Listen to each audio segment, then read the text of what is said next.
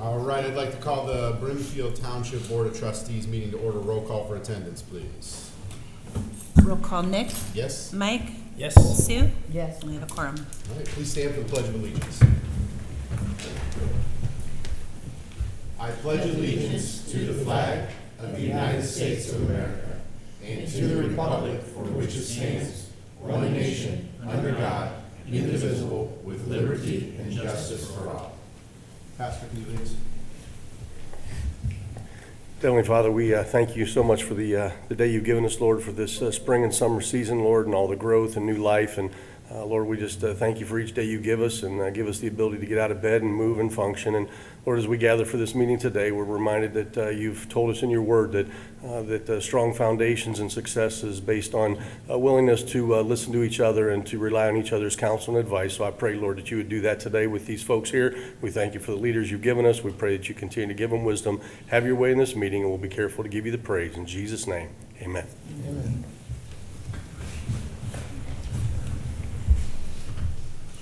Okay, well, we'll start with announcements and correspondences. First announcement is if you are planning on speaking during the public comment portion of the meeting today, please take a moment now to head over to the sign-in sheet and sign in if you've not done so already.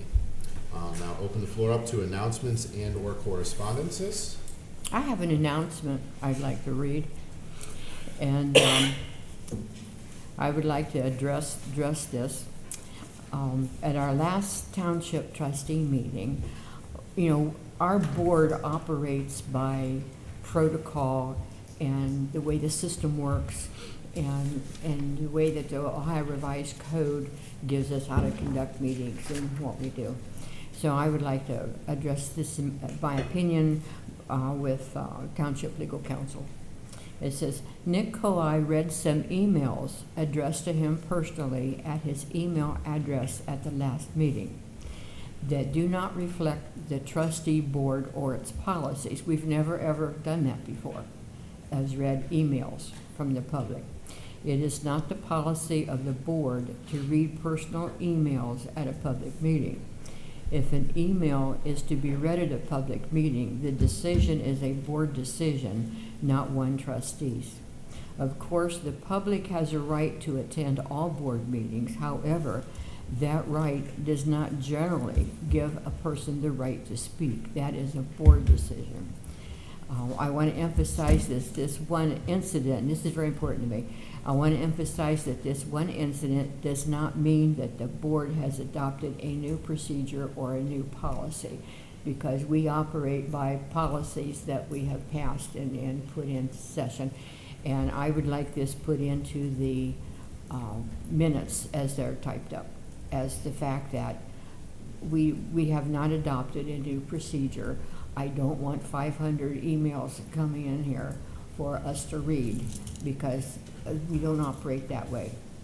And I just want to, I just want to catch it before it would possibly maybe get out of hand. That's my comments.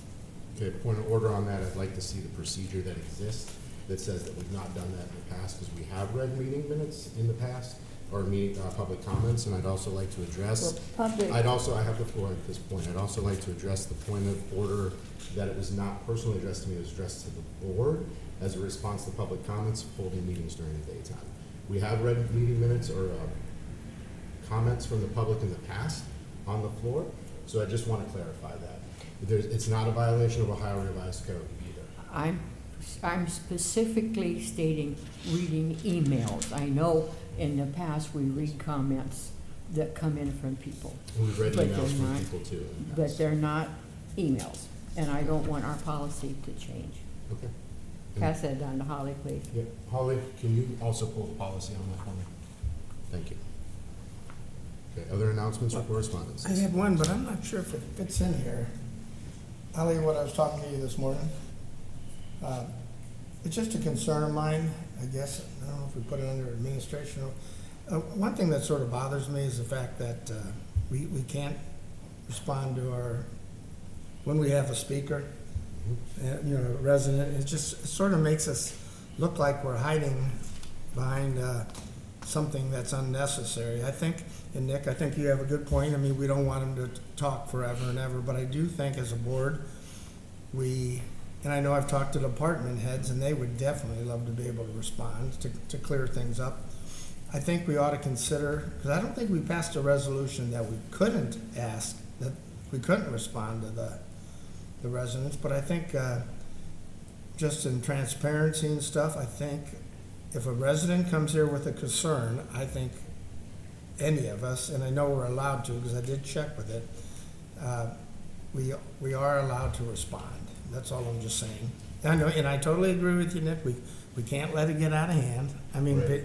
they just got to understand. I mean, if they respond, we'll give them. If we respond, we'll give them 3 minutes. It's not going to be a back and forth. I think that was the guidance that we got from legal counsel. Why we started doing that was from counsel, our outside counsel, was related to the back and forth, and then it Right. affects the timing. So if I'm speaking, I get 3 minutes to speak, and I speak for a minute, and then you counter with 2 minutes conversation, now I've lost my time, and it was becoming a back and forth thing. Well, I think. So they I think the biggest thing we can do is let's just limit it to one comment back, Right. and then that's it. If they need to do it more, they can schedule time. So, the advice council gave was to take it under advisement, and then Right. we could speak about it for the good of the township at the end of the meeting. I really miss being able to at least address stuff. And I'm not opposed to it. Right. I think it's a good opportunity. Because I think sometimes you realize, sometimes what people are saying to us is not the truth. right. And then and you know how social media is, they're gonna take it and run with it. So we don't have to do any action, I just wanted to bring this up. Yeah. And I think one of the ways we could easily solve that is allow the person to speak for 3 minutes, and then we can make a response back, but it wouldn't But be a not the forth. back and forth. Yeah, we could respond at Right. the end of the 3-minute Right. time frame. That's all I'm thinking. Okay. I wouldn't have a problem with that. I think that'd be a good way to maybe get the answers quicker so they don't have to stay around till the end, especially if we Right. have executive session. Our 4-hour executive sessions? Let's please not do that again. Okay.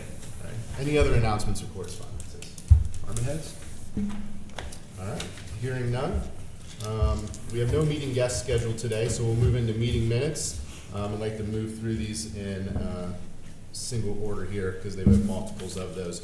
So I'll entertain a motion to accept the public hearing on 7/8/2025 at 5:15. So moved. Okay, I will second that. Let's do one that wait for Holly to come back so she can roll call. Don't run.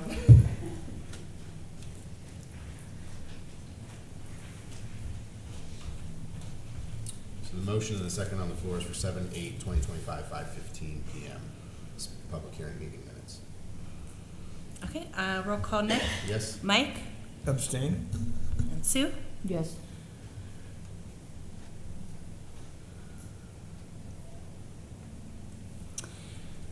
Motion passes. And then I'll entertain a motion for the 7/8/2025, 5:30 PM public hearing. Nick, I need a motion first. motion, So moved. I'll second. and roll call Nick. Yes? Mike, Abstain? Sue, Yes. motion passed. I'll entertain a motion for the 7/8/2025, 5:45 public hearing. So moved. Second. Roll call Nick, Yes? Mike, Abstain? Sue, Yes. motion passed. I'll entertain a motion for the 7/8/2025 regular meeting. So moved. I'll second that. Okay, good, Mike. Roll call? Nick, Yes? Mike, Yes. Sue, Yes. motion passed. I'll entertain a motion for the 7/14/2025 special meeting. So moved. Second. Mike? Yes. Or roll call? Roll call. Nick, Yes. Mike, Yes. Sue, Yes. motion Yeah. passed. And then I'll entertain a motion for the 7/17/2025 special meeting minutes. So moved. I'll second. Roll call Nick, Yes? Mike, Yes. Sue, Yes. motion passed. All right, I'll entertain a motion to accept the agenda. So moved. Oh, go ahead, Mike.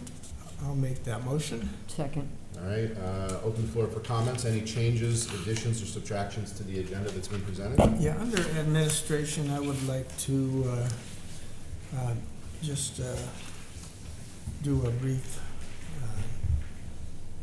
I met with Bob Hauser, not met, I had talked to him on the phone. I just want to give you the highlights of what we talked about. So there's no action, but I do want to just give it to you. Hauser. He was the, Just say Moody Nolan Architect yeah, updates. he was on the project from the start. All right, so Moody Nolan updates. That works. Just some history. Okay.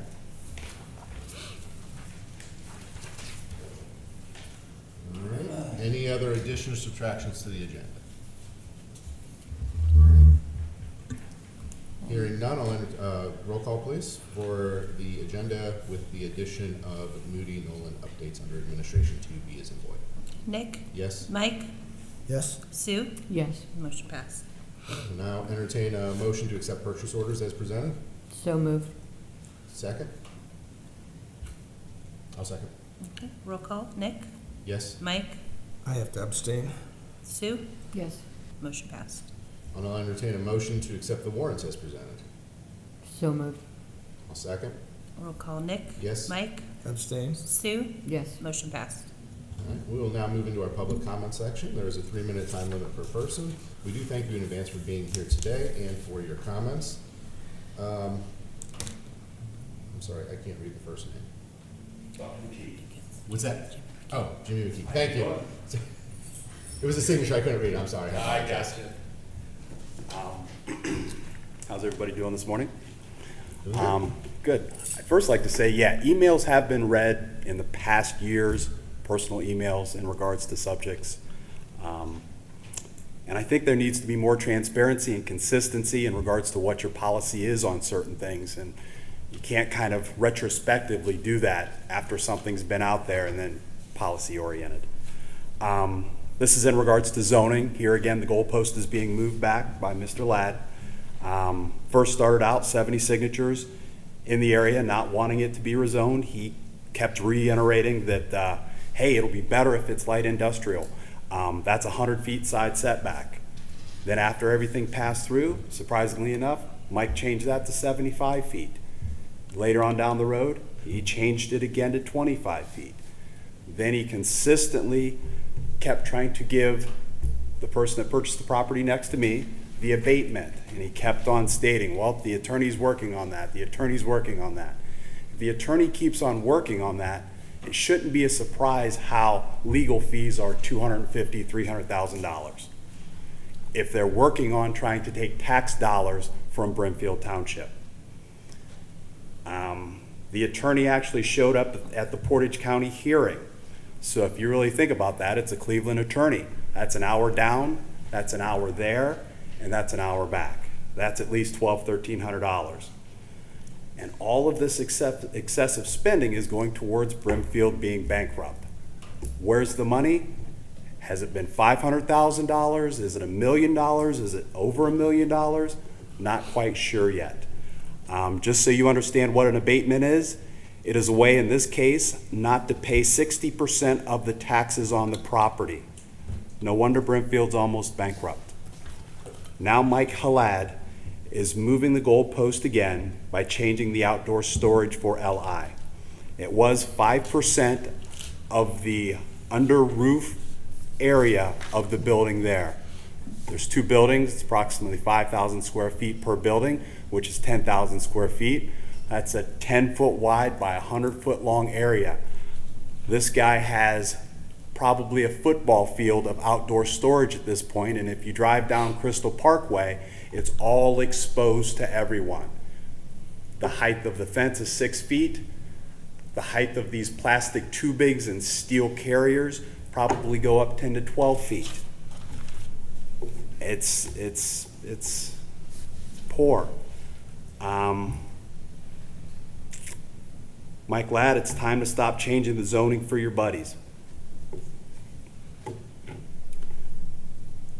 And here's something that kind of disappoints me. He keeps on coming after me with all these changes, but Mr. Ladd. All right, we had our 3-minute mark, so thank you for your comments today. But I did see other times when you let other people go just a hair longer. So I have one more little statement. As the chairman, trying to keep it right. Okay. If I could have the same equality as them, I would appreciate it. As Mr. Ladd goes and picks up his wife for lunch, in the company vehicle. 3 Let's minutes, wrap you're it up done. at You're 3 done. minutes, thank you. Thank you, Mike Costanzi. Well, you're welcome. Can I respond? Yes. Okay, thank you. So first of all, Mike Ladd doesn't change any zoning here. That's a lie. This goes through zoning commission, does the amendments. There's amendment procedure that we follow. It comes from the zoning commission, then back to regional planning, and then we have public hearings. And then after the public hearing, zoning commission does make that recommendation to the trustees. Trustees hold public hearings, and the trustees make the final decision on all text amendments or map amendments. Mike Ladd doesn't change anything. I'm not a voting member on the boards.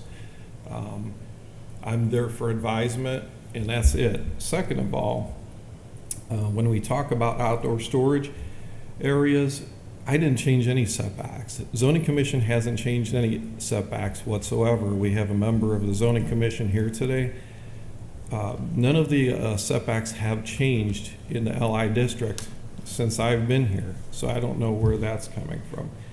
And then thirdly, the outdoor storage that you see from Crystal Parkway and also on Mogador Road is not in Brimfield Township. It is in Talmadge. That developer and business owner bought land in Talmadge that allows outdoor storage. It's not in our town. Thank you.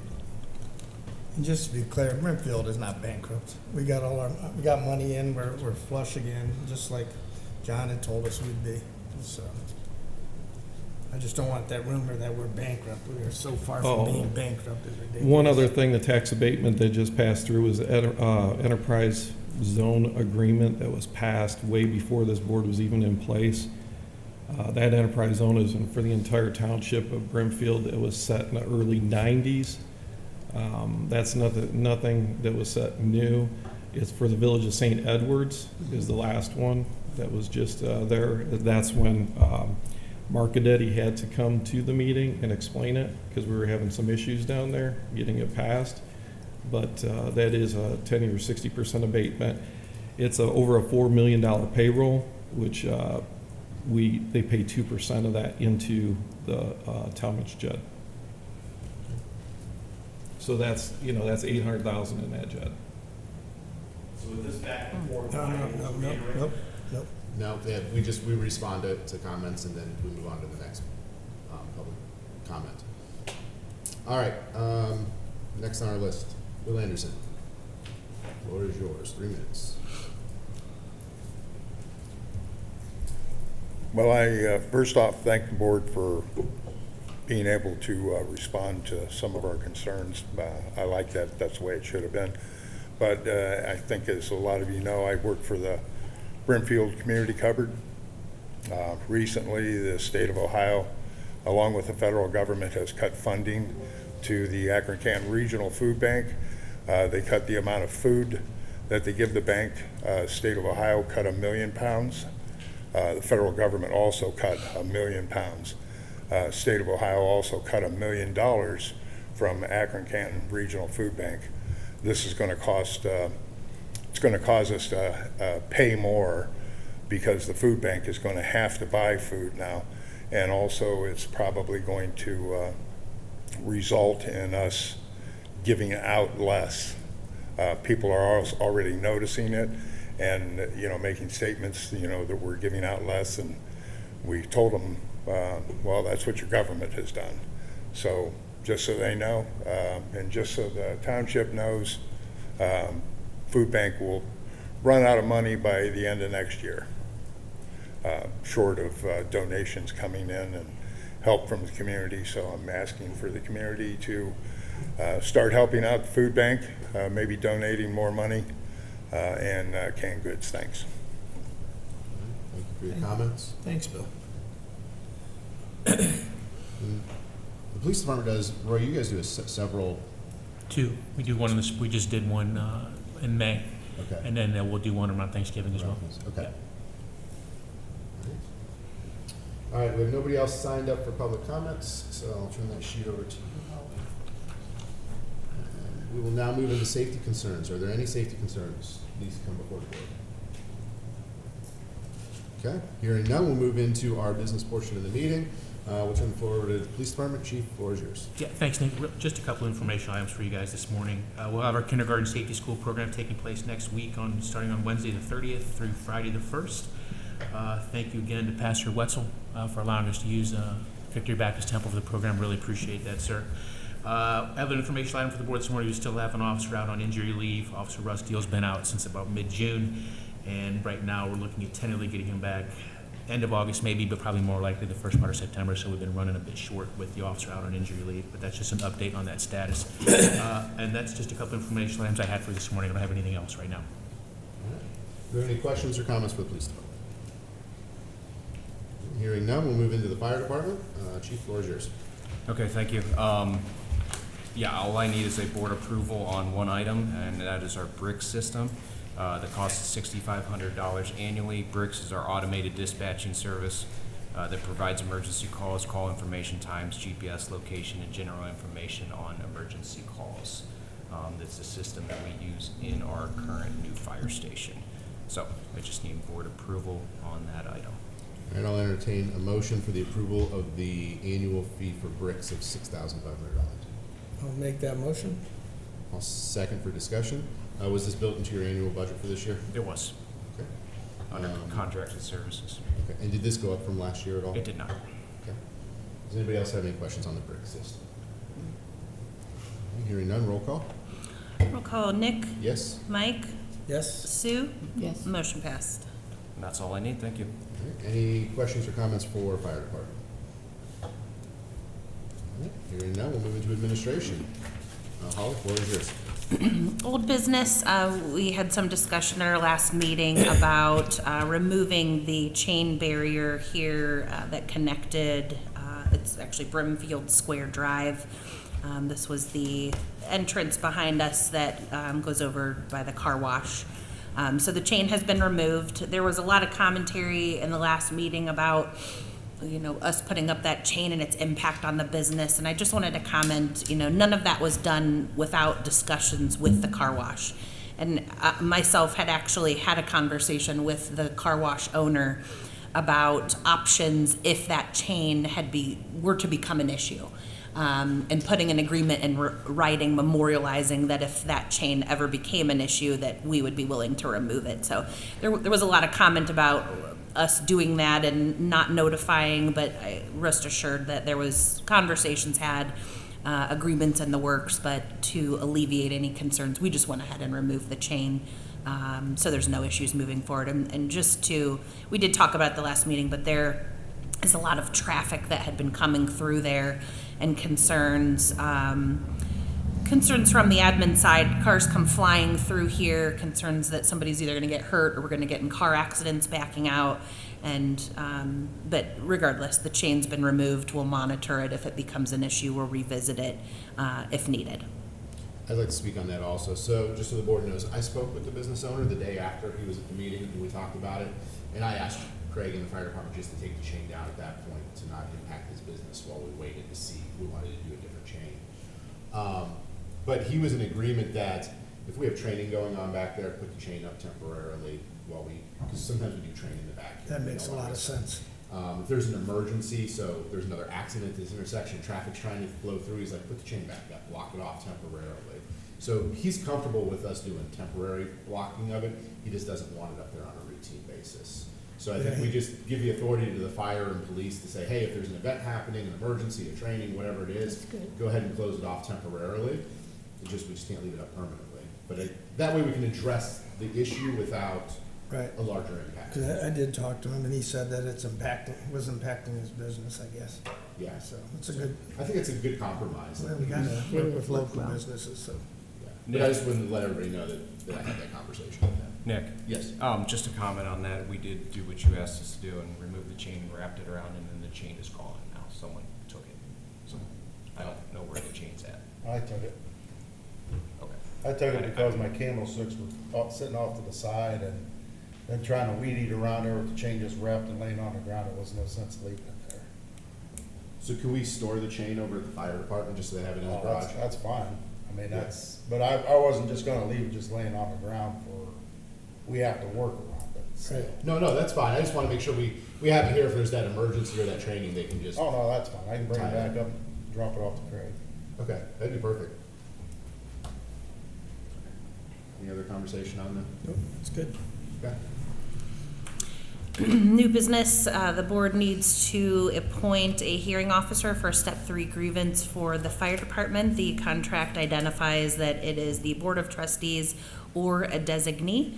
So looking for the board to make a decision on that. Okay, I'll make that motion. Just a second so we can discuss it. I'll second that. All right, so we have, we need to. Well, you know what, We have to have- we have to have I know. somebody. I'm gonna make a motion that we appoint Chad Murdoch as a neutral to hear the grievance. I'll second that. Okay, so now we have a motion and a second on the floor, so now we can discuss this. I just think it'd be better to do a neutral. Yeah, because, well, the concern is the board of trustees could do it, but if we have all 3 trustees in there, then it becomes a public hearing potentially. Right. And then it has to be on the open floor. Yeah, I think just having a good neutral, and I think Chad would, well, I know Chad would do a great job. That's my thoughts.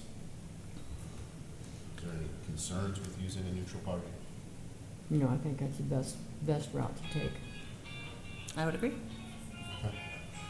Any other discussion on the appointment of Chad Murdoch as a neutral for the step 3 grievance here? No. Roll call, please. All right, roll call. Mike, Yes? Nick, Yes. Sue? Yes. And that motion passed. That's all I have. And then we go to B, Moody Nolan updates. Okay. I just, with all this stuff going on, I just wanted to reach out to Bob Hauser. Bob Hauser is the one who's been on the project the whole time. So, of course, he called me when I was in the barn. This is what you use to write your notes down in the barn. This is not a weapon. But it was really interesting talking to him because no one's really talked to him. Bob Hauser was the person, he's been involved with the news station from the start. He's an architect with Moody Nolan. Because through this whole project, I'm pretty sure Nick and Craig started at the beginning, and then Sue came on and took Nick's position, and then with Craig, Chief Mullally, and then it's migrated now to Holly, our business manager, and Sue. So just so the whole timeline, but when the project started, it was the beginning of COVID. Everyone remembers that, but everyone seems to forget it. And in the industry, it was called the COVID depression. The initial projected cost was roughly about $8.5 million. By the time, with all the delays and stuff, by the time the project was actually ready to roll, the cost was around $9.5 million. And this was due to contractors that were behind due to the lack of labor and lack of planning. And everyone forgets the delay in steel. Remember with COVID how the price of steel raised so high? And that is no fault of ours. That was just due to COVID. And then came the insulation. They weren't able to make insulation. So at one point they had actually talked about building their own insulation to get us through, but that was a huge delay trying to get that part done. And then on top of that, you had delays from Rycon. There was multiple times, all of us came up to look at the project. There was nobody here. There was nobody working on it. Rycon had multiple problems getting staffing and materials. And remember, they didn't have one project manager. They had 5 project managers that they ended up terminating. Yeah, they did. So that was 5. And then on top of that, Portage County Building Department caused multiple delays due to COVID. They had no one staffing their department. There was no face-to-face working things out. It was a ghost town. Bob Hauser reiterated multiple times during our discussion that John, the fiscal officer, did absolutely nothing wrong. He did everything for the project and township that was asked of him. Bob never had to correct any of his work. The way Bob summed it up, the project was the perfect storm. There was at some point, I mean, John had done some research into this big $1 million that everyone talks about, that nobody knows what they're talking about. He said there was, as of right now, the number might be off. It's between 650,000 and 680,000 for change of work orders. And everybody remember, a lot of these change of work orders were never signed off on. So, I mean, the change of work orders could be a whole nother chapter. So, but as everyone knows, this is gonna keep going, and it'll be going, it could go for years before they do this stuff. I just thought everyone needs to understand the background, and, you know, I guess we should have talked to Bob Hauser in the beginning, because, you know, he was basically the architect guy that was here the whole time. So there's no action. I just wanted to let everybody know. So, and, you know, any of you are welcome to talk to Bob anytime you want. He'll give you any information you want. So, okay, thank you. All right, thank you. All right, any comments or questions for administration? Okay, hearing none, we'll move into zoning and economic development. Mike, the floor is yours, sir. Thank you. Permit fees to date are $43,367.85. Our new business updates, interviews are being scheduled for all 3 BZA alternate applicants that we received. Kenda Tire construction is now complete. We're waiting on a ribbon cutting for that. That's another big payroll coming in. That did have a tax abatement as well, 10-year 60% on property. There's a big industrial fine for us, and that's going to be an asset to our community, as well as the VA Center. VA Cancer and Imaging Infusion Center, construction is nearing completion, and the ribbon cutting is to follow. Schaefer Woods subdivision off of Route 18 has been approved by the BZA. This new subdivision will have 128 new homes and connect into Chapman Farms. The Village of St. Edwards Assisted Living Center is having their groundbreaking on July 24th at 2:15 and celebration afterwards. I believe everybody was notified and had to RSVP for that event. And once again, that 10-year 60% abatement was passed for the Village of St. Edwards through the county commissioners. I have two things for the board. I need board approval, or actually to set a public hearing. The Brimfield Township Zoning Commission respectfully requests the Board of Trustees set public hearings prior to August 9th, 2025 regarding text amendments for Chapter 2. Administrative Procedures and Enforcement is the first one. That one is basically how we advertise for our meetings. The trustees made it where it's going to social media as well as our website, and our zoning text has to follow that as well. The second public hearing is going to be light industrial district for outdoor storage yards. That public hearing needs to be set. What happened with that is the zoning commission seen that we have in a section of our text amendment that says the maximum storage yard shall be no greater than 5% of the maximum floor area of the principal building. They sent that off to regional planning for some kind of language change, because that is hard to enforce at that 5% of the maximum floor area. And it went back to regional planning, and regional planning, as you know, has the cities involved, as well as every township, as well as the engineer's office and soil and water district and building department, and even prosecutor's office is notified of it. But they did come back and say that that's nearly impossible to enforce, so that one, it needs a public hearing as well. Yeah, so I'll entertain a motion to hold a public hearing on August 6th, which would be our next Board of Trustees meeting, for 7:30 a.m. for the Chapter 2. I will make that motion. Second. Second for discussion. Mike, just clarification on the Chapter 2 so we can talk about it. It's only advertising the meeting would be changed to social media. We'd still do mailers when it affects property owners and those sorts of things, correct? That's correct. Okay, just wanted to clarify. All right, we have a motion, a second on the floor for a public hearing on August 6th at 7:30 a.m. Roll call? Mike? Yes. Nick? Yes. Sue? Yes. Motion passed. Motion passes. I will also entertain another motion for a public hearing on August 6th at 7:45 a.m. for section 313.07. Entertain that motion. I'll make that motion, Nick. Second. Any comments on that one? Nope. We got a motion, second on the floor. Roll call, please. Nick? Yes? Mike? Yes. Sue? Yes. Motion passed. And that concludes my report. Thank you. Hey, can you kill a rumor? Sure. I've had two people come up to me and said they're glad to hear that Costco is coming to Brimfield. As much as I would love Costco coming to Brimfield, there is nothing happening with Costco. No, there's nothing happening Okay. with Costco. Yeah, Wishful thinking. that's right. Have any of you guys heard that? I've not heard that. No, but now I want a Costco. They got some great croissant bread. I got it yesterday. Holy moly. Tastes like Annie M's pretzels Really? when you toast it. Might stop up there. Mike Ladd, this subdivision on Route 18, is it on the east or west side? Where's this? So it's the east side. There's actually a brick ranch, I think. Nick, if you remember, we were trying to get the that grass one. cut in that Yeah, one. yeah. So the developer was in. I know the BZA gave him a little bit of grief for not cutting it, and he says he will.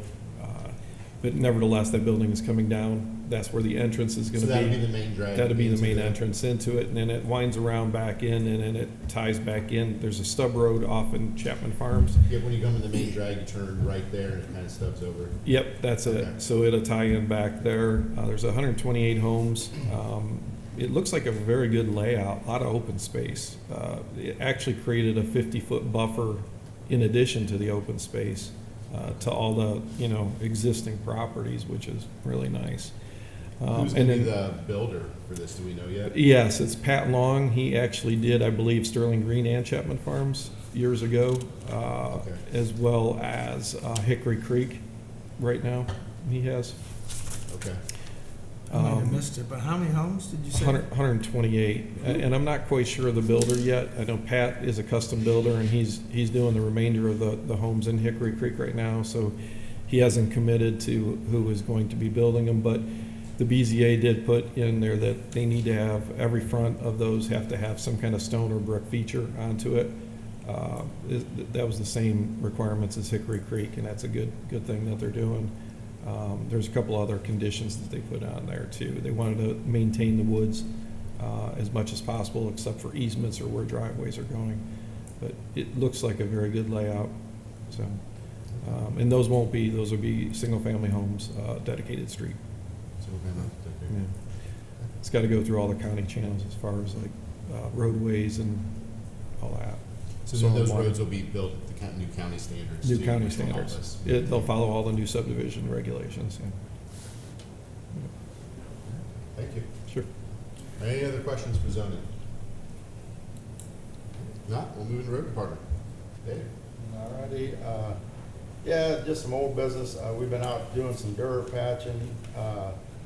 We're gonna keep working on that, getting some areas ready for the chip and seal project coming up in the middle of August. Malloy Road will be closed starting, well, probably as we're speaking, for some tree work. We're gonna remove between 15 and 20 trees that are dead or leaning really bad in a section of Malloy Road. The sections between Edson and Campus Center. Campus Center is not ours, but that's the areas we have closed for this thing going on right now. The new pickup truck, well, it was at GDI getting stickers put on it, but actually it's sitting out in the parking lot right now, so it's completed. We're working on the foundations of the cemetery to pour for the headstones, and in the Pioneer section, we placed all the headstones that we had sitting in the cemetery. We put them all in the Pioneer section. The sewage project of Yeah, fixing that stuff up. there were 18 headstones that we had made for our pioneer people, for our settlers, and they put them in. Were they original stones in or? Well, some of them had stones and some of them didn't. But some of the stones, you can't read them anymore. So I tried to get those, because those won't last that many more years, they'll be coming down. And I tried to get those stones made for those people. We have quite a few little children up there, because that was when That was when that big worldwide flu came along and wiped out so many back in that I time. remember So it's really been a project, and I really appreciate Jendi, our cemetery section. She was very helpful with that, and I just appreciate the research that she did to help us. And Dave, thank you so much. Oh, no problem. And then, the last thing I have is answer some questions from the last meeting, the resident, asked. We have stated before to the gentleman that we will be doing road crack sealing, but it's in the fall. So, that's when we're planning on going through. Normally, you don't, crack seal a road that's only a year old. So we will be working on other roads, and if we have time, we will come back to that road. Yeah, I mean, but normally you give it a couple years before it settles and gets what we need to do to it. The second question he had was salt on the roadways. If a lot of people remember last year, we were in developments using a quarter of salt of what we normally use. So we weren't over salting the roadways. We were actually doing hills, curves, and intersections. We even got to the point where we were just doing intersections and allotments when we were plowing them off. We would go back and do what I call a half salt after the end of the storm phase, where we get the roads cleaned off, where they didn't turn to ice. We would put half the salt we originally would put down at each storm in the development. We were saving our road salt for our mains. That's what we were looking at. The high-speed roads, allotments are 25 miles an hour. We did what we had to do last year, so we did not overdump salt on the roadways last year. I talked to the county too. I got their opinion on, because we put so much salt on the roads, it causes road to crack. Salt does not cause the roads to crack. That is Mother Nature thing from the warming and thawing and that stuff. So if that was the case, I mean, I'd have roads blown out all over the township. So I'm just liberating the questions I was asked last week, which have been answered numerous times, so. To the same gentleman? Yes. Third thing, we do not just dump salt on the roadways to waste money. We are very thorough with our salt on the roadways to maintain a good budget. We monitor our salt usage, where I have salt to make it through the year. I only have so much in my budget for salt, so we take care of it that way, monitoring it. And again, going back to answer number 2, last year we were low on salt, so we're not just dumping salt on his road and wasting township money. And that concludes my report. Dave, I drove back there. That road looks wonderful. There is, no, don't get me wrong, there is cracks. I mean, I know, but compared to how it was, Right. you are in an unthankful job. well, that's all right. You know, I mean, it looks great. I can't believe these people are complaining about it. Well, what you have a lot of trouble with is when you do get a little bit of warmer weather. I'm not blaming the salt and recycle trucks, but all their work is done on the edges of the roads. So what happens is, I mean, you can drive down county roads on Mogador Road, Brimfield, our roads, I mean, anybody's roads, and where they're driving, they keep their trucks right on the edges of the road instead of being over some, because, well, why they use arms on their trucks to pick up trash.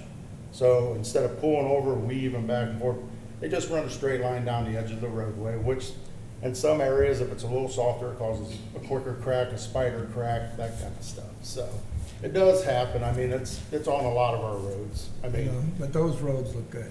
well, but like even curb and gutter roads, the thing is, what helps you there is, again, you have a curb and gutter concrete, so it helps stabilize that garbage truck and stuff driving on the edge of the road, where that certain development there is open gutters. You get off the road, you got grass. So there's a change in all the difference of the roadways that are built and this and that. So again, the cracks in the road is natural. It's a hard surface. It's gonna crack. Unless we would dig it all the way out and go from square one, which township couldn't afford to do that on each roadway, so. Well, David, I will say that all winter and all year long, you were very transparent with the board. You're always keeping us informed on what's happening with the salt. I think you do a great job of managing that salt usage. So I want to say thank you for what you do out there, because that's not an easy job. You don't know what storms are coming, and you're trying to manage that, and you do a great job with that and those decisions you make. So. All right, thanks. All right, do we have anything else for road department today? If not, we'll move into Parks and Recs. Cassie, the floor is yours. Great, thank you. I just have some informational updates for the board today. We completed our summer camps July 14th through the 17th. We had 44 campers and we took in $760 in program fees for that. I'm assisting with Safety School right now, helping with the registrations and sending out emails, and I'll be participating July 30th through August 1st. The rescheduled date for the Boomers concert sponsored by Hometown Bank will be July 31st from 7 to 9 p.m. here at the gazebo. And then new business, our August summer camps are going to continue.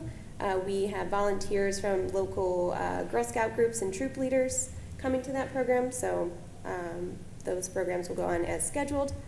I had a meeting yesterday with the Portage County District Library to collaborate on some fall and winter programs. And as we were discussing those programs, I wanted to bring to the board a proposed date for Hometown Christmas, which would be, it's typically the Sunday after Thanksgiving, which this year would be November 30th, from 5 to 7 p.m. I'll entertain a motion for setting the date of Hometown Christmas on November 30th at 5 p.m. I will make that motion. I will second that for discussion. I think with the cancellation of the other programs, I think this is one that we have enough time to plan for. We can get some sponsorships and funding in to expand it if we can get sponsorships. If not, I think the volunteerism that comes in would be able to handle that event. So Yes. I would not want to see this one go away for our Hometown Christmas. Right, Correct. I totally agree. And then Cassie, I told Holly this too, and I'll kick with you after the meeting, but I think I have a Santa Claus for you that would do it at no cost. Oh, great. So your suit came in? No, it's not me. But I do know somebody local who does nonprofit volunteerism for those, does like the Animal Protective League and a couple other communities. Okay. So, Great. do we have any questions on the Hometown Christmas? I think the only thing that we're gonna have to work on over the next month or two is the Christmas lighting with our, cut back on budget, our restricted budget for this year. Let's start coming up with some ideas, and then we can look at the budget again with the new incoming fiscal officer and decide how much we can fund, or if we're just gonna do something smaller with lights this year. Sure. And we did purchase a lot of decorations last year because moving that event into the larger bay, we need some more decorations to fill out the space. So we should be good on that front also. And I know we have a lot of volunteer groups that would participate. So. It'll be good. Do we have any other questions on Hometown Christmas? Cassie and I discussed instead of the lighting displays, so we do have lights on the gazebo. There are some colored lights on the side of the fire station.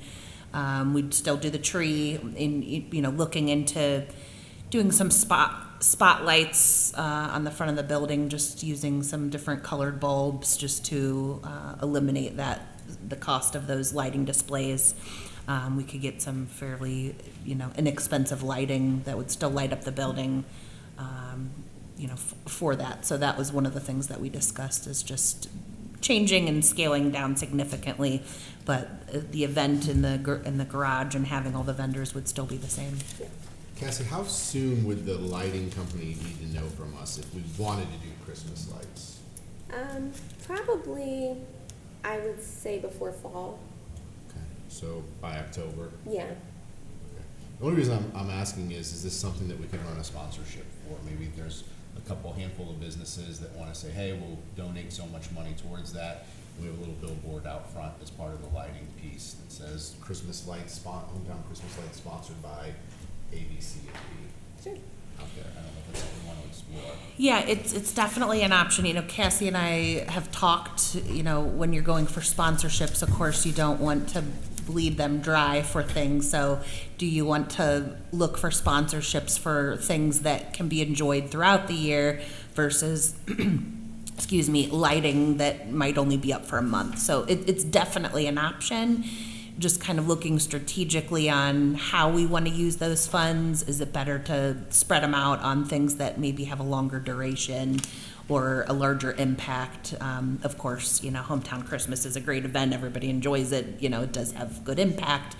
but maybe those sponsorships could be used on things that are longer lasting, at least for this year. But it is definitely an option. That would be, of course, something to discuss, but that's kind of what Cassie and I were thinking. What was the total cost last year on lights? Don't give an exact amount, just estimation, ballpark it. I want to say it was 15,000. I'll have to look back and. Okay. Any other questions or comments on the hometown? We'll get some time to prepare, but to at least get the date set. All right, if not, roll call for setting the date of November 30th, 5 to 7 p.m. Nick? Yes. Mike? Yes. Sue? Yes. Motion passed. Okay, thank you. That concludes my report. I want to just add real quick, we're talking about safety school. We will have limited staffing here at the administrative offices just to help out with safety school. So we'll be down to, just a skeleton crew here just for a few days while the rest of us are over assisting with the activities. Okay. All right, nothing under IT. We have nothing under cemetery. Sue, is there anything under cemetery? No, just all those nice markers being installed in the ground. Okay. Then we'll move into fiscal office. There is new business under fiscal office. They are asking for board approval of the 2025 estimated budget that needs to be presented, that was presented by the fiscal officer and needs to be submitted to the Portage County auditor. Everybody should have that in their packet. So I will entertain a motion for the acceptance of the financial worksheet budget for 2026. So moved. I do not have it. I didn't, it's 70 pages, so I sent it to all of you. If you want it printed, we can print it. I mean, this I is was just trying what to save comes some from, trees. this is just what comes from Portage County. Mhm, So all correct. we have to do is basically accept it, because we Yeah, can't. there's not change much it. we can do with it. This is the normal practice. We have to accept what they anticipate as us being. What was the number that they anticipated? There are multiple numbers here. General, because it breaks it down by each fund, so I'd have to go through each Well, what fund. was general fund? General fund, total revenue, $1.2 million is estimated Okay, on that front page. so that's for all So that's for salaries for 2026. administration. And last year, they anticipated it to be, or for this current year, it was anticipated to be $1.1 million. So we see a slight increase there. Okay. I just had a flashback. I want to share this. When back in the 90s, early 90s, Chick, in the early 90s, that 1.2 million was the entire budget for the township for the entire year. All right, we have, so we have a motion, but we don't have a second yet. I'll second. Okay, so now we have a second. Also, just be advised, there was a typo in the meeting agenda that is supposed to say 2026, not 2025, so we do apologize. All right, so we have a motion, a second, to accept the financial worksheet, the budget, estimated 2026 budget. Any other discussion on it? All right, roll call? Roll call, Mike? Yes? Nick? Yes. Sue? Yes. Motion passed. All right. Nothing else for fiscal today, so we'll move into the good of the order for Brimfield Township. Anything from department heads or board members? One thing, Nick, I forgot to say, everybody, Sunnybrook Road is closed right now for 4 weeks between Howe Road and Malloy Road for the county doing that bridge deck repair. There's signs posted, so just wanted to put it out there. Plum Creek Bridge is being redone. Just kind of throwing it out there. Dave, can you talk on what they're doing on 43 too? When you said that, made me think about that. I've had a Oh, few down people on, ask. in Suffield? Yeah, 'cause That- I know it's they're- not really us, but it does It's, affect us. what they're doing is they're doing a culvert replacement there. Okay. It's just north of Randolph Road. So that's all, that's what it is. They're doing, the state's got, they sent out like 5 different projects where they're doing road culvert replacements. They're gonna get, I think they're gonna finish that one before they close 44, but there was word that they were gonna close 44 by 18 to do a culvert replacement there. I know they have one on 224 by 183. I get some of these listings from all around, so a lot of it right now, they're doing a lot of culvert repairs. How long do they anticipate that culvert? Oh, down there, that was only, it's supposed to be on 14 days. 14 days. Yeah, so, and again, the state's kind of like us, we kind of like to throw a few extra days on there, you know, just in case worst scenario, you get 5 days of rain, so. Right. So, yeah, that's, their estimate is 14 days. I think that's what it was on that one. Because with all the other closures with Plum Creek, that's 4 weeks, this one's that. Like Malloy Road, we're only gonna have it closed during the day. It's not gonna be an all day and all night. It's just as the tree work's going on for everybody's safety. Okay. So, and we're hoping that's done in 2 days. Correct. I'm hoping. Maybe 3. Okay. I'll say 5. We'll go with 3. We'll say 5. We'll say 5. Okay, we're gonna go with 5. That way it looks better. But All right, anything else for the good of the order? If not, I'll entertain a motion to adjourn the meeting. And we'll make that motion. Second. All right, roll call. Nick? Yes? Mike? Yes. Sue? Yes. Meeting adjourned at 8:55.